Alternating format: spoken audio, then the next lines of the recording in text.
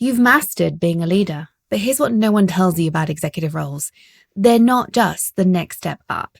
They're a whole new game. And most women in tech don't realize that the skills that got them here won't get them to the executive table. You might have heard that, but do you really know the difference? Executive leadership isn't about doing more. It's about leading differently. It's about shifting from doing the work to shaping the vision, from managing tasks to driving strategy, from being reliable to being undeniable. Do you really know what all of that means? No one teaches this. There's no lesson at school that says, here's what you do now. That MBA or fancy CTO certificate, great, but don't actually teach you this piece. But what we know is that men are informally mentored into those senior roles more than women, while women are over-mentored earlier in our careers and given more tactical advice about making you say yes enough or how to rewrite your resume for the 5th time. Don't you dare say no, by the way. A massive generalization here, but we know women are less likely to be taught those real shifts that take them from director, senior director, VP, head of to that executive level. Now, you've probably delivered results again and again, and you're being told you're doing great. Keep going. You're almost there. We just need to see a bit more from you. If that sounds familiar and the idea of taking that next role is simultaneously exciting and daunting because you have no more hours in the day to give, then this episode of the podcast is for you. Because what they're really saying to you, whether they realize it or not, is we don't yet see you at the executive altitude. And that is not the same thing as not being capable. Let me say that one more time for you. Not being seen as executive material is not the same thing as being capable of executive leadership. And here's the uncomfortable truth that you really need to hear. Promotion to that executive level is not reward for hard work.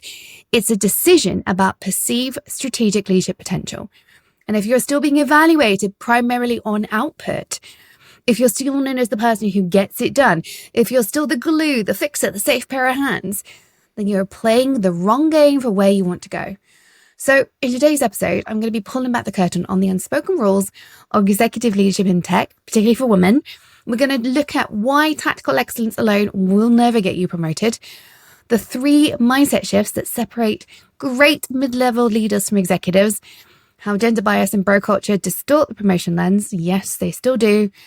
Why sponsorship matters more than merit, and then a 90-day roadmap to take all that and position yourself as a strategic leader. It's not about being louder. It's not about being more aggressive. We know none of that works. It's not about being more like the men in the room. It's about understanding how executive leadership is evaluated and designing your position accordingly. Because here's the part that most of us are never told as women. The system isn't fair, but it is predictable. And when something's predictable, it can be navigated. So if you've ever felt stuck at the edge of executive leadership, if you watch peers move ahead and felt so frustrated and wondered whether you're not quite ready or if it's ever going to happen, then let's talk about it. Let's get you that position by positioning you strategically. Let's get into this.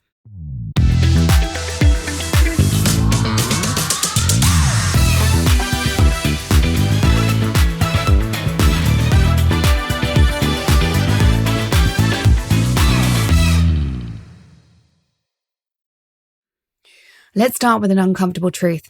Promotion to executive leadership for women is not a reward for hard work.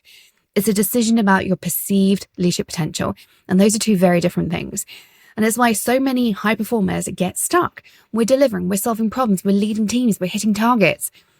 You are the person everyone is relying on. And yet, when it comes to your career advancement, you keep hearing, you're doing great, keep going. You're almost there. We just need to see a bit more. I've had this so many times when I've had clients who've been told, this is what we need to see to get you that next title. And then the goalposts keep moving. There's this invisible barrier to that executive level for us as women. You've mastered the management, but that transition from management to the executive level requires different skill set that nobody is telling you. And the people that apparently should be opening the doors and meanwhile are not making it clear what they're not seeing. They're just saying, yes, not now. So let's talk about the tactical things that are causing this to hold you up. I call this the tactical trap. When we focus on delivery, execution, problem solving within our remit, that's really important. Being the go-to fixer, again, probably in our remit, ensuring the team performs. All amazing things to do. They're strong leadership skills. They will have got you a long way. They will have got you to where you are, right? But they are not strategic for that executive level. As executive leaders, we need to focus on direction, trade-offs, enterprise level risk rather than business unit risk, resource allocation at that top level, long-term positioning. All of these come to that trade-offs I was talking about a moment before, influence beyond our team. And you need to look at this through the lens of the whole business, not just the business unit. We often think, I'm not an expert in that, so I shouldn't have an opinion. But the job of the executive team is to glue the entire business together, all the business units. If you don't share your insights, your opinions, and talk through them, gaps emerge because you're the only one that understands the impact on your business unit. So yes, you might not be an expert on HR, on finance, on product, on engineering, on all the bits that are not you, but nobody's an expert on what you know. So if you aren't voicing what you're seeing, sometimes what we see is the stuff that people who are in the weeds in their own business unit cannot see. Has that ever happened to you?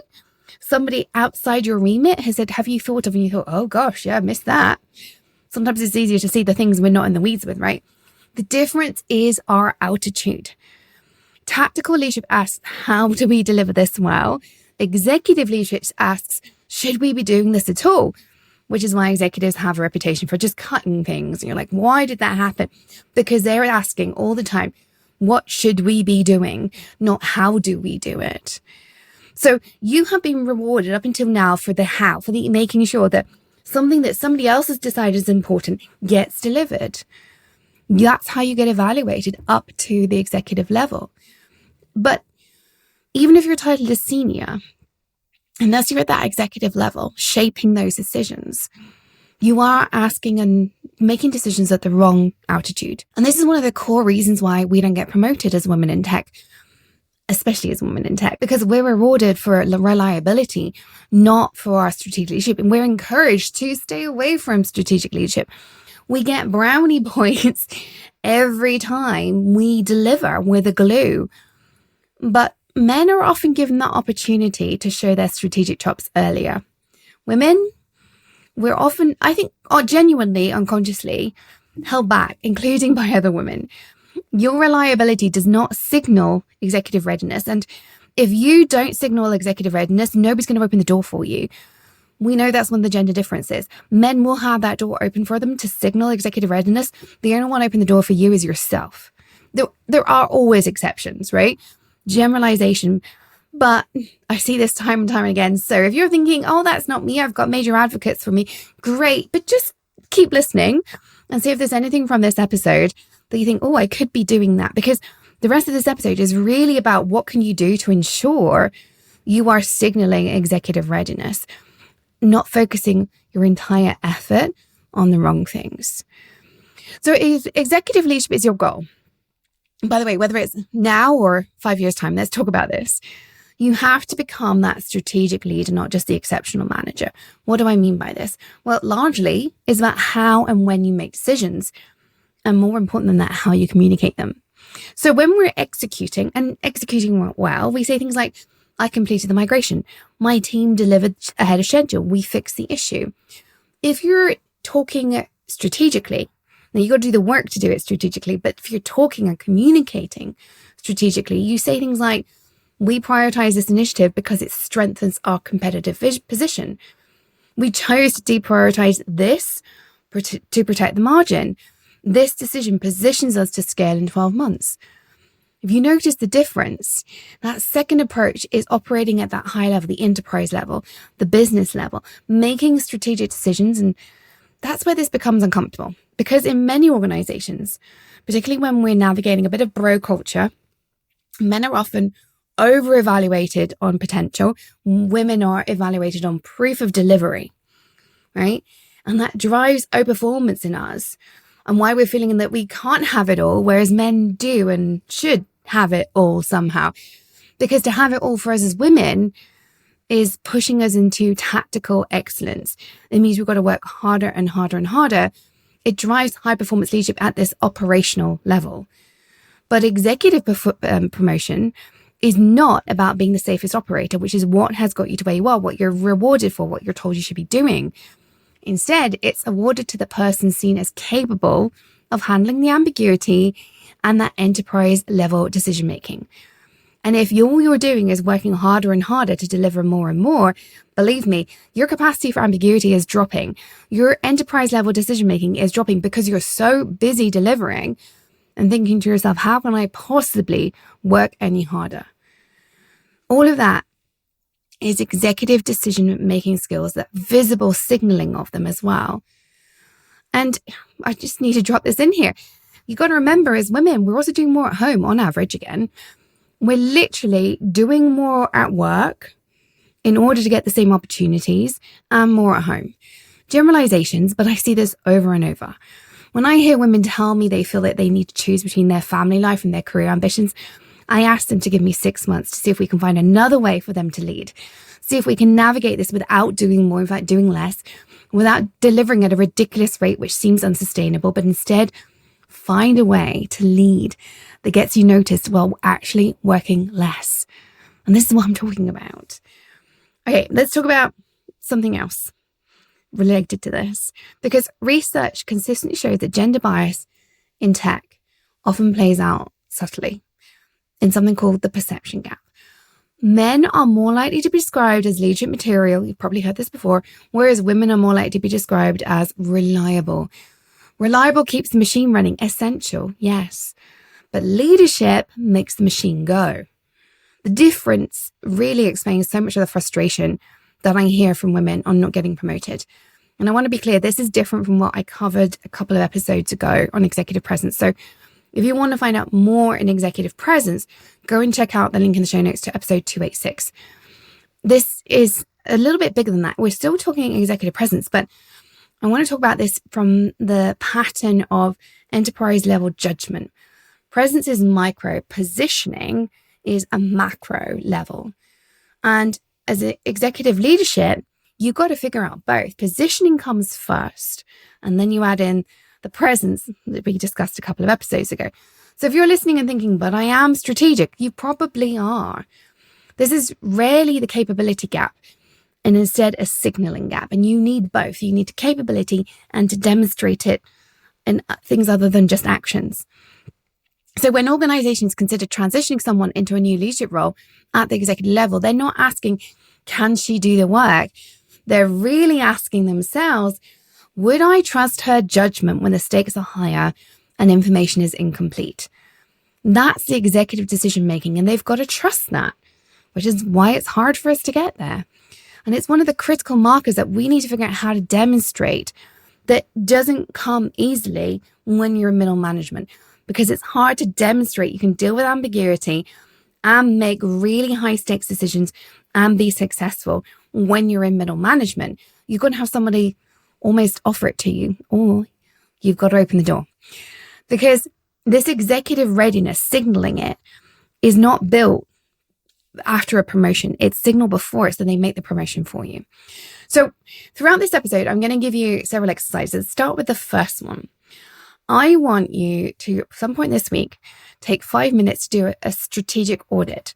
Review how you're showing up. Put this in your calendar. There's going to be several things. So what I suggest you do is actually put 5 minutes in your calendar once a day to review, and there's going to be a couple of things to add in there. But here's the first one. I want you to note down how you've operated in meetings over the last 24 hours. How often are you asked to execute, asked for detail, asked to fix, asked to clarify delivery? Focusing on those execution pieces versus how often you ask, what should we do? What should we stop? What are the trade-offs? Can you weigh in on the risk here? Those second set of questions are about the strategic thinking of the team. The difference will tell you if you're currently positioned as executive material or not. If you're being invited into strategy conversations, if they're saying, what should we do? What should we stop? What are the trade-offs? What are the risks? You are being seen as executive material, or at least being given the opportunity to demonstrate that. If you're only being asked to talk about execution, you're still framed as management. So do this audit. This is a diagnosis you can do right here, right now. Don't make any of this wrong. It just is information. Because if you know what you're dealing with, that can be your turning point. You are not behind. You are not underqualified. You're not operating at the wrong altitude. You can just go up from here. Altitude can be engineered. So let's talk about something else we cannot ignore here. I'm going to talk about this a lot throughout today's episode. Gender bias. We've already touched on it a bit. Bro culture is real and it's growing once again. And it breaks my heart. The double bind is real. Pretending it doesn't happen isn't going to help you. But here's the part that most of us don't get coached on. Bias is frustrating, but it is also predictable. Predictable systems can be strategically navigated. I view a large part of my work helping women navigate the predictable so that we can get up there and change it for the women behind us. And so rather than being frustrated, annoyed, angry, you have a right to those things. Don't get me wrong. I don't want to tell you shouldn't feel those emotions. I want you instead to lean into agency and say, I can navigate this and then I can change it for the women coming up behind me. That's our power. So let's talk about this tension, this double bind. We're taught be decisive, but not abrasive. Be confident, but not arrogant. Be visible, but not too self-promoting. Be collaborative, but still own the room. And you're like, you're what? The higher you climb, the tighter this tension becomes. And this is one of the biggest hidden barriers for us as executive leaders. Because if you're overcorrect, you get penalized. If you stay cautious, you get overlooked. That's the double bind.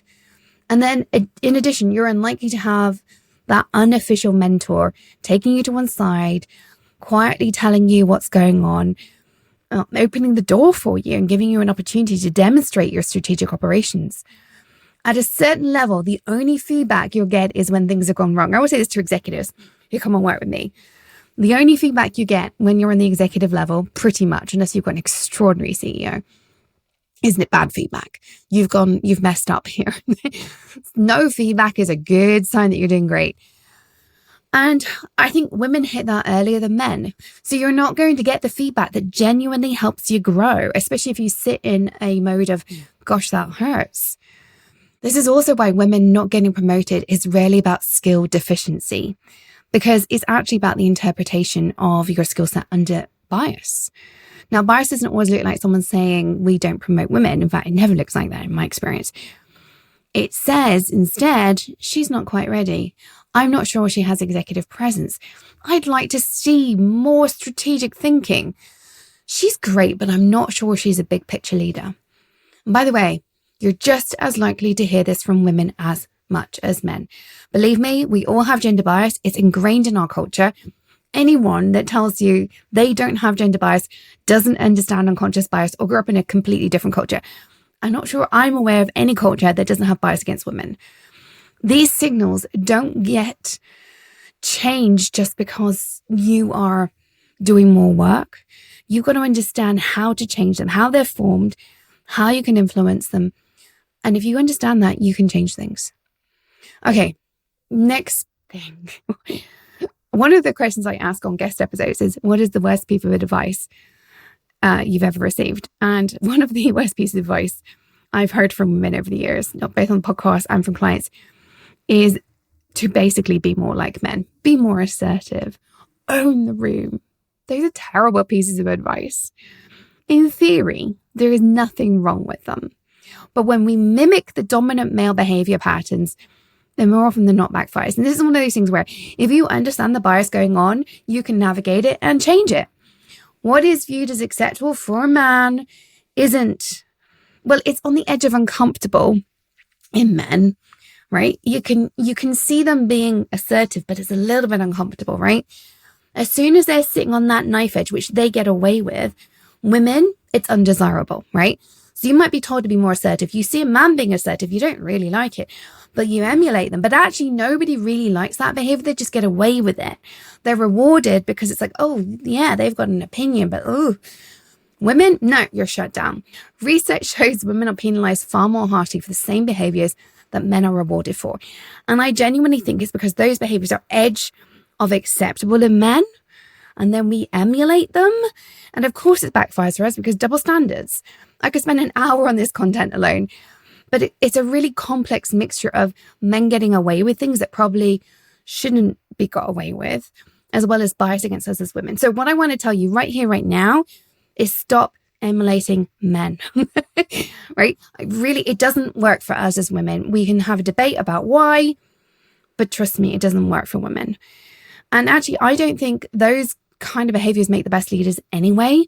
The best leaders I see have empathy, have patience, have understanding, all the stuff that allows you to navigate this without being told you're too aggressive because you're trying to be assertive. Unfortunately, for us as women, there are very, very few role models that really speak to the way we need to show up, right? That you're heard and respected. So this is really hard because you've not got many people to emulate here, because you can't afford to therefore imitate. But most of what we do in the workplace is imitation until we learn to authentically be ourselves. That word authentic, what does that mean? Okay, let's start the basics. Let's talk about translation.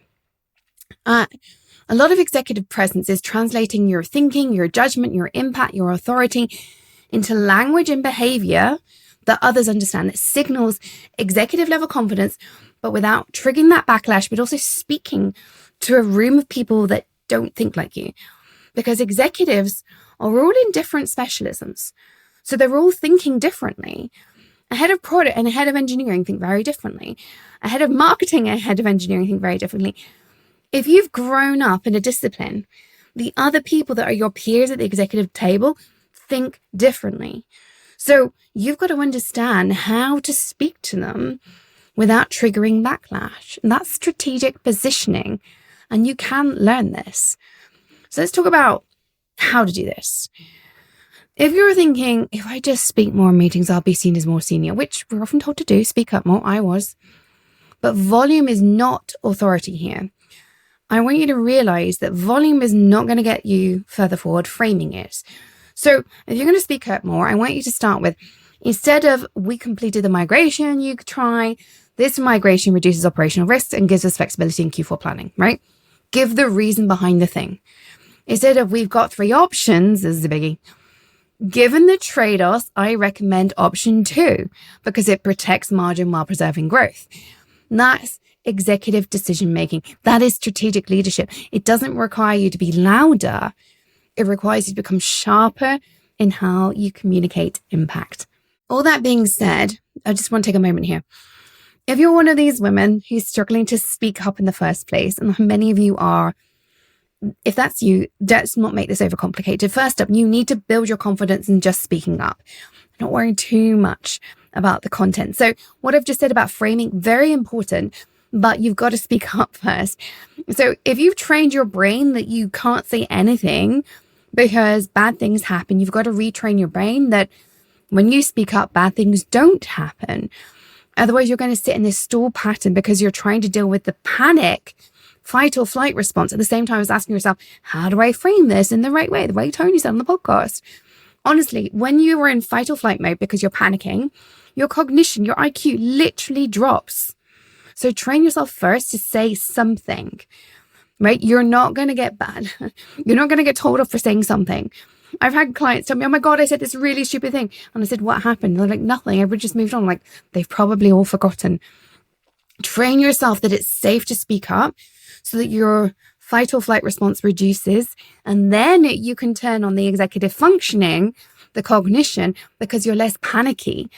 And again, this is why it's different for us as women, because we've been told if you speak up, but you sound stupid, it's going to go all wrong. We have this people pleasing. So we have the panic monster sets in when we speak up. When that happens, our IQ literally drops. So let's separate 2 things out. Learn to speak up first and then learn to do the framing. But that all being said, once you learn to do that, sharpen your communication. Work on that executive presence as well as your communication, because presence is how you land. Framing is what you land. Both matter. But framing comes first in ensuring your career advancement. So let's now talk about another uncomfortable truth. We feel like we're doing a lot of them today. Merit alone does not secure your promotion. Sponsorship does. In navigating bias, competence is assumed, right? They're going to assume you're good enough. But advocacy, the bit when they're like, I trust her, many women are not getting. They overinvest in mentorship. I've had so many people reach out like, can I get a mentor? That's not what you need. At this point in your career, I mean, I did have an executive mentor, but really what she turned into was my sponsor, and I didn't know that at the time.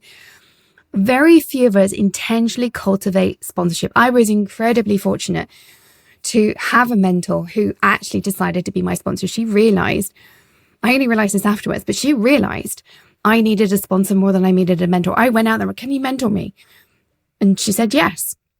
But actually what she did is she opened doors. Mentors give advice. Sponsors say your name in rooms you're not in. And in male-dominated environments, informal sponsorship exists, right? It exists whether you're involved or not. Those networks, they are there. So if you are not in them, you are structurally disadvantaged. So what I want you to do is realize this is not about manipulating people. It's about understanding how executive leadership for women actually unfolds. You want to shift to the point where you are strategically visible, politically fluent. Do you have decision-making credibility and at least one senior sponsor? You need to do this. Now, I mentioned the word politics, political fluency. Let's just talk about politics for 1 second. Many women recoil at the word politics, but politics isn't simply understanding how decisions are made, who influences whom. What matters most at the enterprise level, who controls resource allocation, that's what politics is really about. It makes you invisible if you are avoiding politics out of principle, which I've heard from some women, I don't do politics. You are invisible then, my love.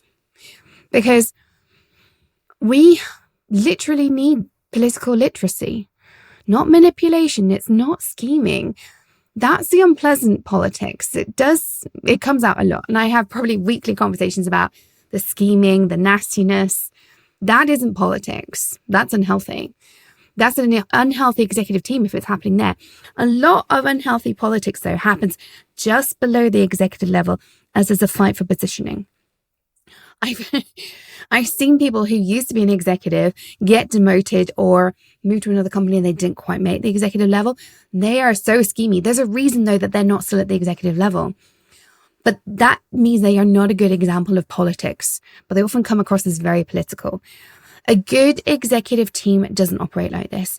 A healthy political landscape offers clarity, right? Because to be strategic, you need to understand where the power is, how executive conversations are framed. Remember what I said about each person at the executive table has different experience, talks a different way. What signals your readiness? Who influences promotion outcomes? That's not nasty political. That is literally refusing to be naive. And that's politics.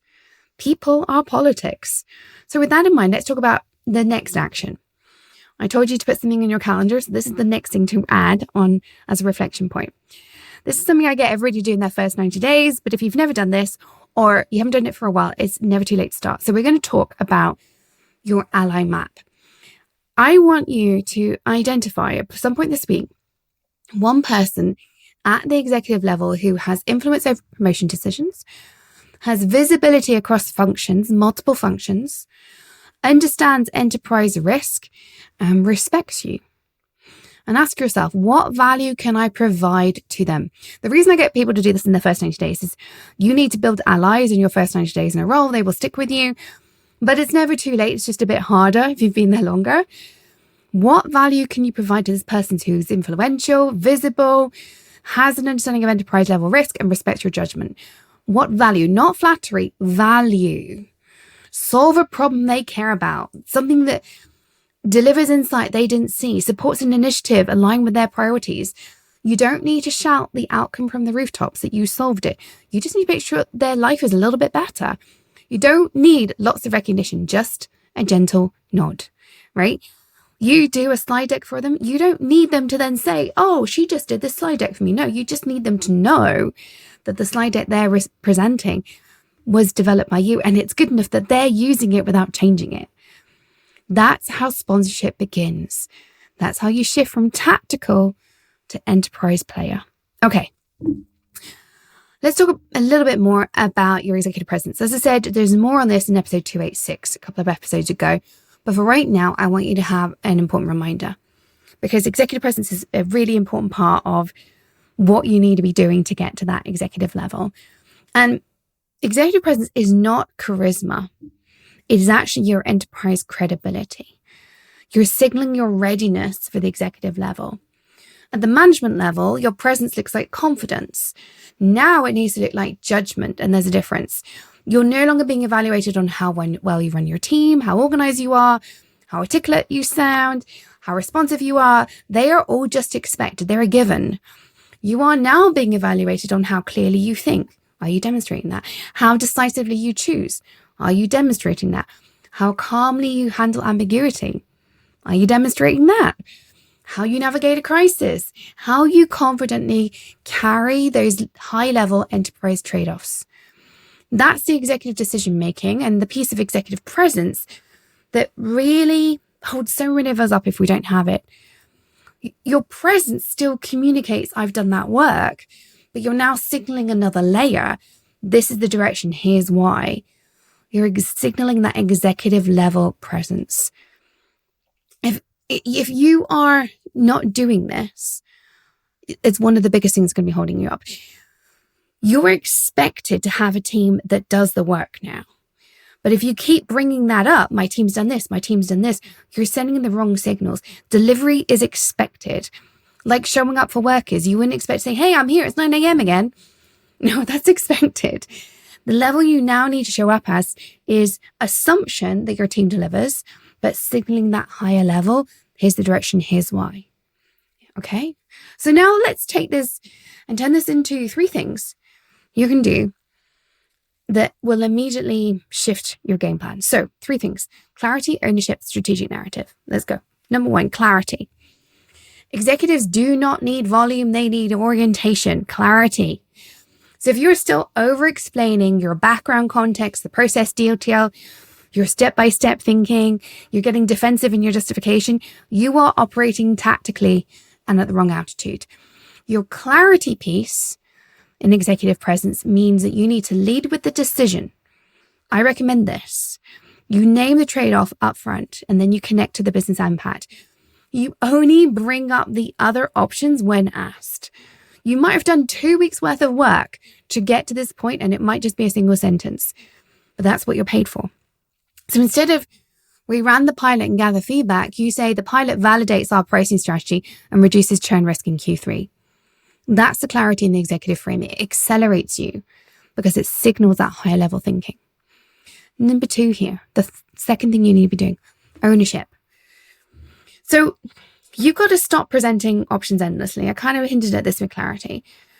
But then you've got to take responsibility for the direction. I think this is when we get tripped up. Because we often say things like, here are 3 options, because we think if I don't give the options, then I'm going to get in trouble. And so we default to the options. Instead, what I want you to do is, this is what we should do. You then have the backups to hand if they want to go through how you got to your decision, but only if they're interested. The day they stop asking you for this is the day they view as executive material. If they stop asking you, what are the other options on the table? Or how did you come to that? They now trust your judgment. And this doesn't happen overnight. You've got to prove that your judgment is worthwhile. But it starts with, here's what I think we should do and why. You are not pretending certainty. You're demonstrating that I'm going to advocate for this decision and I will be held accountable. Ultimately, accountability is what builds enterprise trust. If you are saying, I want to ask your opinion on this, you're sharing some accountability. And in a bro culture, you're under-signaling your authority. You've been conditioned to soften, to make others comfortable, to hedge your bets in case you step on toes. So we go in with, we could do this, this, or this. What do you think? But executive leadership for women requires visible decisiveness, not aggression, decisiveness. So notice that this is assertive, but not falling into that aggressive trap. You are saying, given my knowledge, my expertise, and my team's understanding of the problem, I'm choosing this option. Not, here are the options, then trying to defend when someone picks the one you didn't really want in the first place. Okay, let's talk about the third piece of this puzzle, the strategic narrative that you need to be setting. Executives connect their work to revenue, risk, scale, innovation, competitive advantage, and organizational capability. Let me go through that again. Write this down. Revenue, risk, scale, innovation, the competitive advantage, and organizational capability. If your language is still my team delivered, you are too close to the ground. You need to level up the strategic narrative. If your language is this positions us for X, Y, or Z, you are operating at the executive altitude. And this is the biggest one to unblock you, because so many of us are extraordinary at execution, but under-practiced in that enterprise storytelling of exactly the same facts. It's you're delivering the same work, but you're not self-promoting, and that has an impact. There's another piece that we rarely talk about here in leadership development for women, and that's our energy management. This could sound dismissive, because don't men have this too? Well, I genuinely think it's different. At management level, responsiveness is rewarded. You need to get in quickly, you need to unblock the team. But executive level, judgment is rewarded. So if you are doing what you've done up until now has got you to where you are, and you're constantly available in every detail, responding instantly, fixing small fires, and your team feels great, you are diluting your executive presence, because high performance requires boundary discipline. If you're doing that, if you're always available in all the details, you are going to be exhausted, and therefore you're going to be reactive. And as women, we're told to just keep doing it more and more, which is why I genuinely think energy management is something that we need to pay more attention to. Men do too, but I think it comes later. A strategic leader needs to protect their cognitive bandwidth. The earlier you figure out how to do this, the better. It's not about working less. It's about saving your cognition for the right altitude and trusting your team with other things. Trusting your team to work on small fires. Trusting your team to figure things out without you. You shouldn't be in the details if you're a strong leader. You need your team to do stuff for you. At the end of the day, if you're going to elevate you, your team needs to be elevated as well. So then we have to work on the language that goes with all this. So I want your next piece of homework is language audit. So again, go back to that calendar entry. Let's add in some more things. This is your third action for the week. I want you to take one thing you've done each day and rewrite how you would describe it using this formula. You're going to need to pause this maybe and write it down. I drove, insert your business result, by, insert strategic action, which positioned us for outcome, executive level enterprise outcome. I drove result by strategy, which positioned us for outcome. Then practice saying it out loud. I want one thing every day this week, right? 5 things at the end of the week that you're going to learn how to describe in this new language, where you're saying, this is what it requires from me to be a strategic leader. This is going to then amplify your positioning. It doesn't replace it, it just amplifies things. Okay, now let's talk about sponsorship. We talked about this briefly, but let's go into more detail. Let's start with something very important. Mentorship is helpful. Sponsorship changes your career. And if we're talking about executive leadership for women, we cannot avoid this conversation, because we keep being over-mentored at the lower level. And you know what? We need to worry about access. As I keep saying, we often believe that if we keep delivering, that's enough. But executive promotion is not obvious. It's negotiated. It's discussed. It's influenced. It happens in rooms you are not in. Even if you're going for a role outside your company, a lot of the time there's back channeling. You need advocates in the industry who are like, yes, she is your best pair of hands. It happens when you are not in the room, especially in this bro culture. So you need to form some informal alliances. You can be exceptional. You can demonstrate strategic leadership at every opportunity, but you also need somebody advocating for you and your career advancement. Otherwise, you're going to stall. Not because you're not ready, but because somebody's not saying, hey, have we thought of her? So this is not personal. This is purely structural. Just remember, if you're like, do I have sponsors? Do I have advocates? Do I have mentors? A mentor will say, here's how you could improve. A sponsor says she's ready when you're not in the room. A mentor gives advice. A sponsor gives you a seat. And seats are not offered passively. They are secured through trust, proximity, and enterprise value. If we go back to that audit that you hopefully will do about your allies, those people with influence, you need those people to be advocating for you, right? That's why we need to identify them. We need to impress them, because then they might become more responsive, because they're going to think of us when we're not in the room. One of my clients who I've been working with for a couple of years now, she's incredible. She came to work with me 2 years ago, nearly, just under 2 years right now. And she had just received some really bad feedback, was worried about being put on a PIP. So at the director level, the first thing we did was work on her relationship with the leadership team. And immediately we reversed the perception that she was underperforming. Immediately, like within weeks, they immediately saw her up level. I don't think she was doing anything different, but she was talking differently, speaking up more in the right rooms, and making sure that the right people saw her work. Her boss at that time was not very supportive. And actually what it meant was she was moved out from under that boss. And I think because they saw her potential. All we did was make sure more of the leadership team saw what she was doing and ensured that she was speaking up in the right meetings and in the right way. Within 1 year, she'd had not one, but 2 promotions. And today she is viewed by the CEO as one of the most important leaders in the organization, running a huge part of it. She didn't change what she was doing. She changed how the leaders saw her.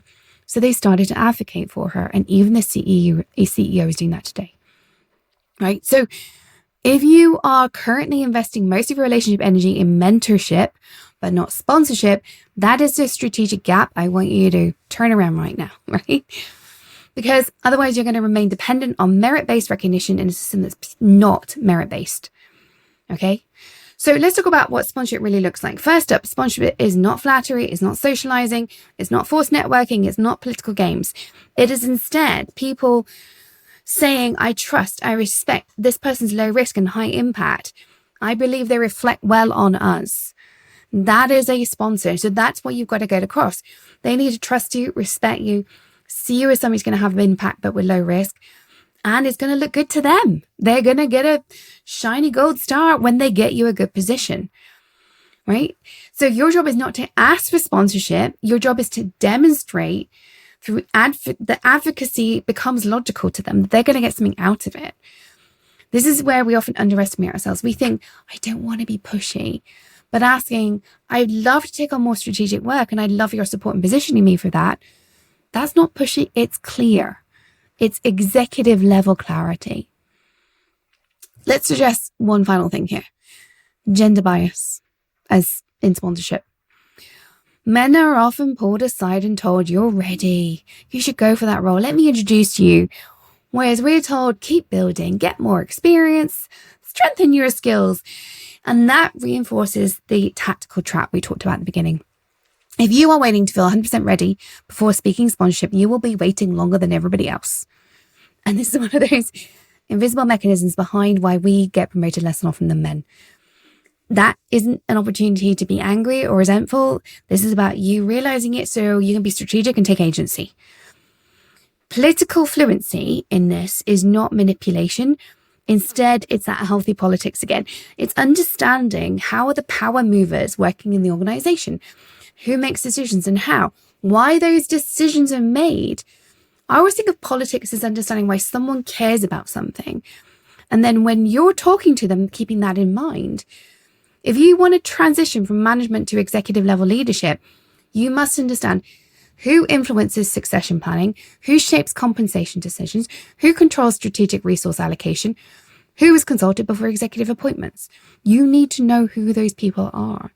And for each of those people, you need to understand what they care about, even if it's nothing related to succession planning and executive appointments.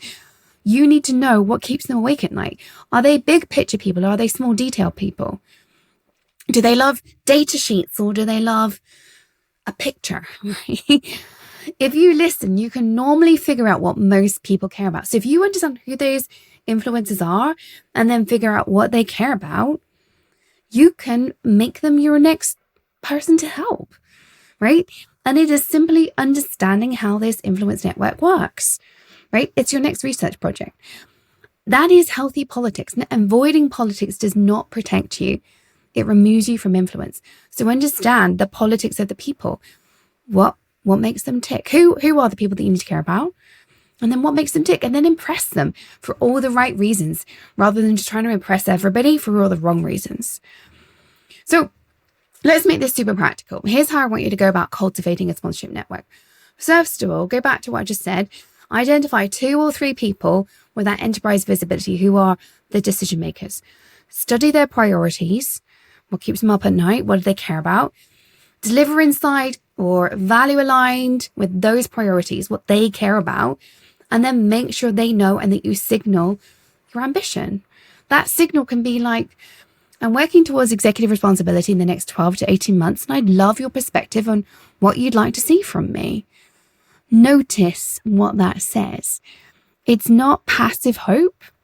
It's saying, pay attention to me, and hey, I've just impressed you, so pay attention. Okay, next bit of homework, the sponsorship audit. I want you to ask 2 questions this week. Who is advocating for me in rooms I'm not in? And if no one, why not? Who is advocating for you? And if no one is advocating for you, why? This is not about self-blame. This is about knowledge. Knowledge is power, not something to blame yourself over. You need to engineer your career advancement. So you need to know what leverage you have and where you're starting. Okay, let's shift gears one more time. Let's talk about self-doubt for a second. Because you might be thinking, that all sounds great. Maybe you're right. Maybe I'm not quite ready. Or maybe I just need another year before I start on everything Tony is saying. Maybe I need one more project. There's a little barrier inside you just growing. You're listening to this thinking, oh gosh, I'm not sure I'm ready to build a sponsorship network. That sounds very political. And if you believe any of that, you will hesitate. Hesitation, though, is interpreted as uncertainty. And one of the most common phrases I see or hear, I suppose, from the women I work with is they're told, you're not quite ready. But here's what makes it dangerous. It's vague, it's subjective, it's rarely defined why you're not quite ready. And if you had any doubt, this is going to reinforce it. But equally, if you've got doubt, you're more likely to hear that in the first place because of how you're showing up. We are treated differently from the male majority. They are promoted primarily based on potential, whereas as women, we're more likely to be promoted on proof. Again, exceptions, of course, but on average, that's what I see. And you therefore find that you have doubt. You over-prepare, you over-deliver, you're overwhelmed. You wait until you're fully competent for that next level, and it still doesn't happen. And that brings in self-doubt. I've worked with so many extraordinary women who've never doubted themselves in their careers until they're going for the executive level. And suddenly the self-doubt just comes. So let's reframe this. Whether it's imposter syndrome, self-doubt, whatever label works for you, it is not proof you're unqualified. It's evidence that you're growing. Growth is uncomfortable and it often produces a bit of doubt. The more strategic the role, the more incomplete the information you're going to have. The more enterprise level decision making you're engaging in, the more trade-offs you are going to hold, and that's heavy. If you're transitioning into a new leadership role and waiting to feel certain, you are misunderstanding what executive leadership really feels like. Executives never feel certain, they feel accountable, and that's different. It's a different kind of heavy. And I think it's why you have to have that energy boundary we talked about earlier, because it is weighty. You cannot fill your day with lots and lots of stuff because it's heavy to hold. You're holding that. That's the weight. Your team holds the execution now. So let's talk about what we need to be doing. So confidence isn't built on waiting and hoping and watching others quietly preparing. In fact, I think that just plummets your confidence. Confidence comes from experience. Here's what you therefore need to do. You need to take a visible strategic initiative.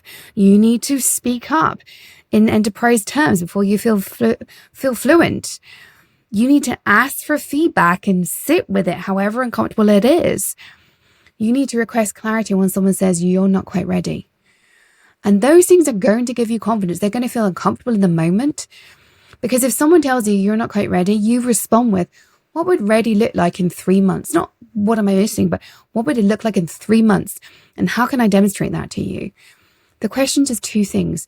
It forces specificity and it signals that you have executive maturity. And immediately you're going to get some confidence back. Believe me, trust me. Have a go. Okay, next bit of homework. Hey, this is homework heavy, and I've got a 90-day roadmap at the end of the episode as well. Okay, next bit of homework. We're going to look for some evidence that you can do things. Because when we don't look for evidence, we often forget the risks we've handled, the ambiguity we've held and handled, navigated, dealt with, guided our team through, the decisions you've made, the scale you've managed. You need to start tracking evidence of what you've achieved, because that is going to lead you to high performance. So let's apply that to you right now. Again, put this in your calendar, that 5-minute thing. I know I'm giving you lots of prompts, so you can do this really, really quickly. But I want you to write down every day one area where you feel you're not ready, and then list 3 decisions you made at that scale already, 3 enterprise impacts you've influenced, 3 moments where your judgment shifted direction. None of those, they don't have to be perfect, but what you're trying to do is find some evidence of the thing you're like, I'm not ready there. Find some evidence that points that I'm getting there, or I am actually ready. You might be surprised because it's likely already happening. You're just not owning it. You're not claiming it. Because often the real fear is, what if I fail? Actually coming out as, what if I succeed and the scrutiny increases? We're afraid of failure, but we're also afraid of what success actually looks like. When we get scrutiny or have fewer peers or more accountability, we can feel isolated. But here's a way I want you to be thinking about this. You are not seeking executive leadership because it's comfortable. You're likely seeking it because you want influence at that level, because you want to have an impact in the world. You want to leave the world a better place. Well, if it was honestly me, because I was frustrated at the decisions that other people were making. And your career advancement is therefore not going to be safe. This is going to be about scope. And sometimes we get scared by our ambition. There's nothing wrong with being scared by your ambition. I often think those of us, and I include myself in this, who are scared by our ambition, we're doing something big. If your ambition scares you a little bit, that's data. It means you're stretching. And I personally think that's damn beautiful. So this week, I want you to do 2 more things. I want you to stop saying someday, and I want you to put a time frame on it. I am targeting this role within 12 months. Or 3 months, or 6 months. I don't mind, but let's get a target time frame on that. Then secondly, I want you to choose a behavior that's aligned with that identity you want. Maybe it's leading with recommendations instead of options. Maybe it's asking for sponsorship explicitly after you've impressed somebody. Maybe it's reframing your language in meetings so it's at the right level. Maybe it's volunteering for something cross-functional. Leadership is about accelerating yourself and shifting your identity so the title then has to catch up. You don't wait to be promoted to act like an executive. You act like an executive to get promoted. Okay, I promised you a 90-day roadmap at the end of this episode, and we're finally here. So well done for sticking me out this long episode. Okay, I've talked a lot about what it takes to build executive readiness by now, and I hope you're realizing that this is not accidental. It is engineered, and you can do that. We've got to avoid the tactical trap. We've got to navigate bias. We've got to signal our authority. Stop waiting to feel ready. You're never going to feel ready. And at some point, you've just got to show you're ready. So let's talk about what we can do. Let's break this down into a few things you're going to do. Step 1, your current positioning. You're going to audit your current positioning. I want you to understand how you're currently perceived. So I want to sit down and ask yourself, am I known for execution or enterprise thinking? Honestly, which are you known for? Maybe a mixture. Which are you known for? Do senior leaders associate with you with delivery or direction? Do they ask you to execute on something, or do they invite you into strategic conversations? Do they ask you to run strategy sessions? When risk conversations happen, is your judgment sought out? If you're unsure, you can ask somebody, what would you need to see from me to consider me executive ready? That alone can shift the conversation from vague feedback to strategic clarity. Not always, but often. Okay, step 2, you're going to craft an executive brand. And I do not mean jump on LinkedIn. What I mean is shifting your identity at work. Are you known for scaling teams, driving innovation, navigating transformations, protecting margin? Margin's more important than revenue. Building culture, entering new markets. There's no right or wrong answer. In fact, one of the things I love to help women I work with is to figure out what kind of leader do they want to be? What will light them up? What do they want to focus on? Where do they want to flourish? Every person can do multiple things, but 2 leaders on the same title may well have very different approaches, and there's no right or wrong. What do you want to be known for? There's no right or wrong. There's just building something extraordinary. If you're still signaling, I can do everything, I can build culture, I can navigate transformation, I can scale teams, I can do this, I can do that, you are signaling management. If you signal, I specialize in enterprise risk navigation, or I drive cross-functional alignment during scale, you are signaling executive capability. And quite often teams at the executive level are built on, we're missing this skill set, right? Which is why 2 people with exactly the same experience, they'll pick one, and it's because of the focus they have. Authority builds trust, and the specificity builds authority. Trust accelerates your career advancement. Step 3, get some sponsors. Just like that. Okay, we talked about sponsorship in depth earlier. Now I want you to operationalize it. So within 90 days, I want you to have identified 2 sponsors, 2 leaders who have that executive level decision-making influence. You're going to deliver something value aligned with their priorities. So you can figure out what keeps them awake at night, what they care about, how they talk. You're going to tell them about your ambition once you've delivered something. And then you're going to ask them about your executive readiness level and what it looks like to them. So you have 90 days to do that. 2 people, impress the hell out of them, signal your ambition, and then ask them what they're thinking. That's structural leverage. It directly addresses one of the core things holding us back as women. You're going to end up with an advocate. If you do that with 2 to 3 people, you will have at least one sponsor at the end of it. Okay, step 4, you're going to shift your communication attitude. What do I mean? Every meeting becomes positioning. I was interviewing somebody for the podcast not that long ago. It might have already gone out, can't remember. And she said something so profound. Every meeting is a performance. Every meeting is a speech. Yeah, it is. Every update is positioning. Every decision is positioning. You want to move from task-based updates to business impact framing. Explaining your thinking to recommending direction. You don't need to explain yourself.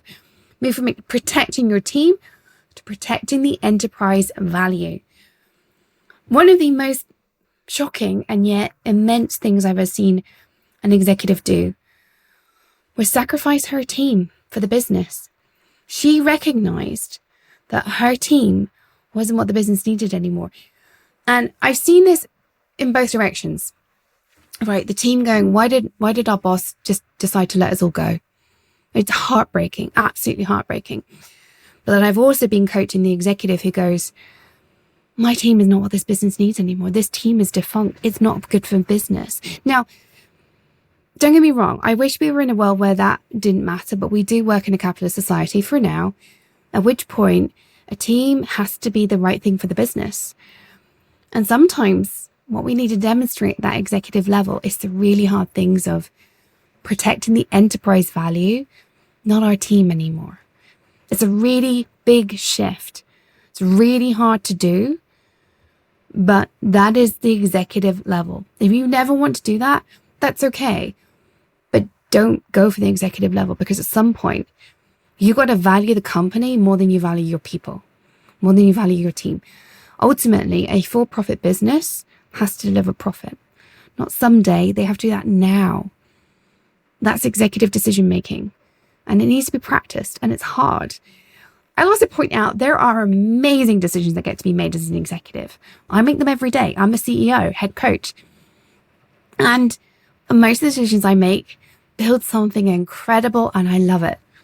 Sometimes I have to make really hard decisions, They're about the business, not about the team. Ultimately, for me to have an incredible team, I have to have a business, which means I have to keep the business going. And I think that's something we don't recognize until we're up there.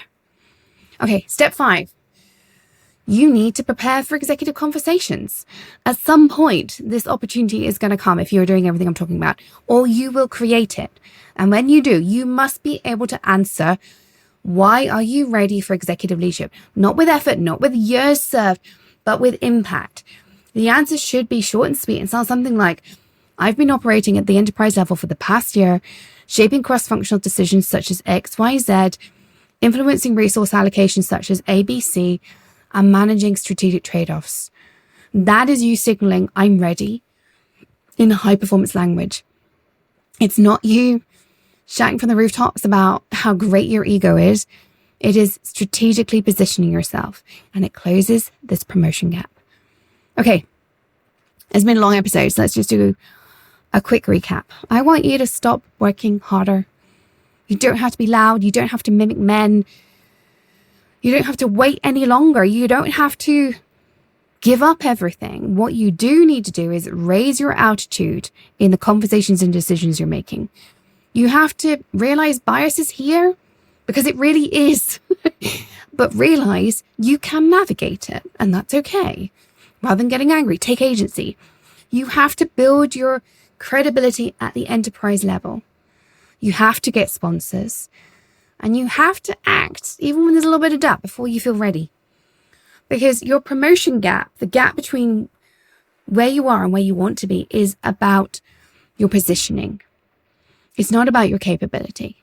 It's about positioning yourself within the things that you can control.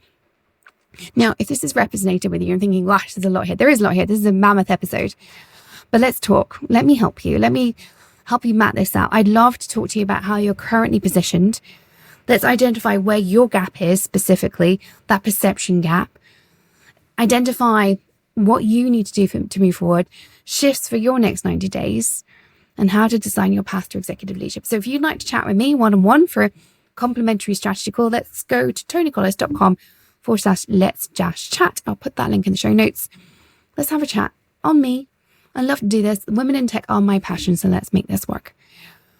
Because if we're going to change the world, we need to get up there and change it from within. It shouldn't be reserved for who fits the mold.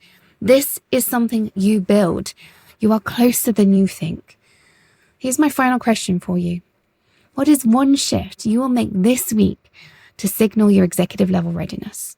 Not someday, this week. I'll see you next time. Bye for now.